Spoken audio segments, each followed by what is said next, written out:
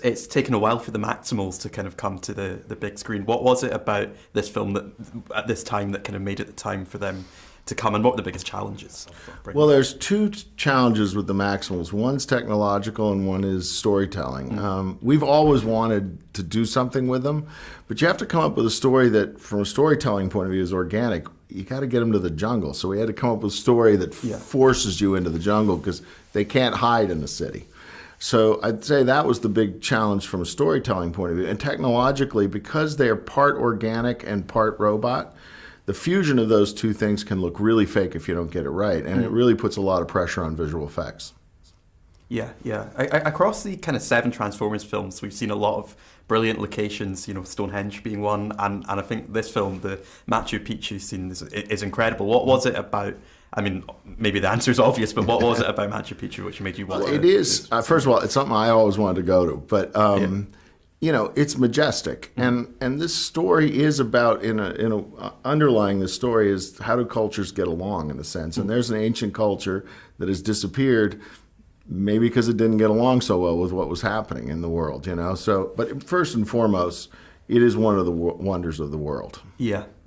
And then what was the kind of were there kind of challenges of shooting in Peru? What kind of there's a lot of challenges. It's a country that doesn't have a big film infrastructure. There's a particular challenge on Machu Picchu because they will not let you have things like cranes and generators and a lot of the things that we normally use in filmmaking to protect the stones. And so you're shooting at 9,000 feet. So every day you're walking up and down this thing and you can't have food and all this thing. So you're coming up and down. It was exhausting, but it was also invigorating. We've obviously now seen Transformers films set in the 80s with Bumblebee and now in the 90s. Are you still interested in kind of taking the franchise to other decades as well, maybe further back? What's the kind of the thinking going forward? It's a good question, and I don't know that we know definitively the answer. Our instincts are that we're going to keep moving towards 2007.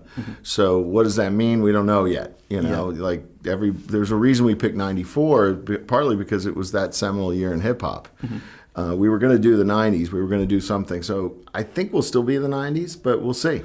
Yeah, and the film at the very end obviously kind of teases a potential crossover. Is there any kind of thinking, what's the kind of thinking about that crossover in the future? Is it all still kind of at an idea stage? It's at an idea stage, but I think where my thinking is, and we've talked a bit about it, is we're going to continue as a sequel. It's not a crossover. I find a very confusing word because everybody has a slightly different interpretation of what that means.